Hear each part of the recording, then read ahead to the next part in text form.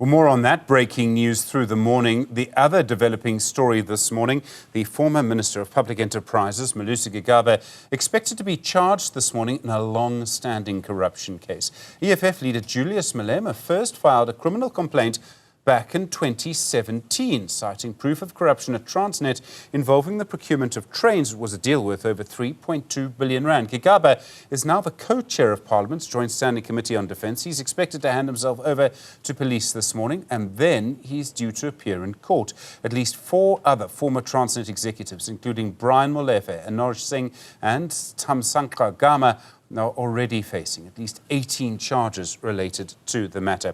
Rudie Heyneke is the project manager at the organisation Undoing Tax Abuse. They've been calling for charges against Gigaba for many years now. Rudie, good morning to you. We remember the Zondo Commission making findings against Gigaba. Do you believe this is the right move to have Gigaba arrested and charged? Good morning, Stephen. Yes, for sure. We, as OUTA, we also laid criminal charges back in 2017, not so much related to Transnet matters, but when he was the Minister of Home Affairs. We know that Gigaba, served in a few portfolios during the tenure of former President Zuma. And on all those portfolios where he served DPE as well as Home Affairs and Finance, there were things that were really going wrong under his watch, and therefore we are delighted that he is appearing in court today to answer to the charges. What case do you believe there is against him? As you say, there were several different portfolios, Home Affairs was one, in which he was involved in alleged wrongdoing, and in fact the Zondo Commission made several findings against him. Yes, we must remember when Gigaba was appointed as the Minister of Public Enterprises, he was the minister who appointed Iqbal Sharma to the board of Transnet, replacing or using Sharma to replace a railway specialist on that board. Sharma became the chairperson of the BAC committee later on, and that is where everything happened with the acquisition of the locomotives.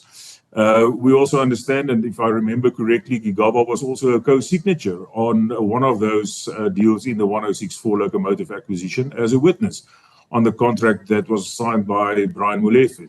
So I do believe that Mr. Gigaba has got a lot of knowledge and information regarding that, and it is up to the NPA to show wrongdoing and to prove their case. You laid other charges against him as OUTA for his role as Home Affairs Minister. Do you believe there might be other charges to come from the state capture era? We certainly hope so. When he was Minister of Home Affairs, there was a few things that happened under his watch. We remember, for example, the whole Fireblade episode where the Guptas wanted to have a chunk of the Fireblade entrance hall at the private entrance hall at the OR Tambo International Airport. There was also the matter of Home Affairs officials that were placed and assisted the Guptas with visas and work permits.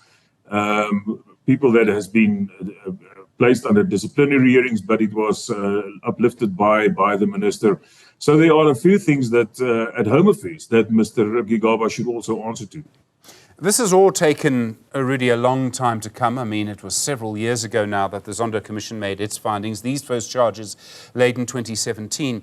And in the meantime, Gigaba has been holding important political roles. He is, of course, a member of the National Executive Committee of the ANC. He's also a co-chair of the Defence Committee in Parliament. We all know how difficult the situation is for the SANDF at the moment. Should this have happened more quickly, in your view? We haven't heard Gigaba's defence yet, and I need to make that point. But should this process of him being investigated and charged by the NPA have happened more quickly? Are there consequences when justice seems to take so long?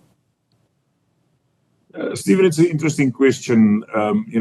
We are where we are. We hoped, I think the whole South Africa, all the people in South Africa hoped that things would have happened quicker. All the state capture cases, people being charged a few years ago already, but we are where we are. And I am grateful that, now we are seeing people appearing in court. We are seeing, other cases like the Bosasa case, getting to finality or making progress rather, that we've seen yesterday, for example. So Some of the state capture cases are really taking off now, and we are delighted about that. And you know, we all know about the NPA's problems that they had in the past and so forth. But I also think that there's a new kind of will to get behind all these people that's been named especially in the Zondo Commission. If we relate that to what is happening now at the Madlanga Commission, we can see now it looks like people are coming forward, eager to come forward and to speak up.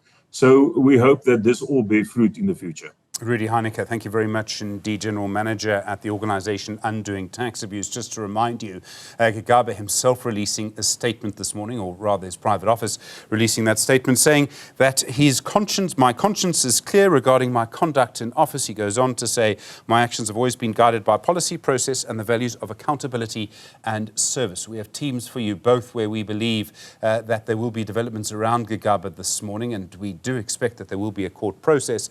We have a reporter standing by to update you on that.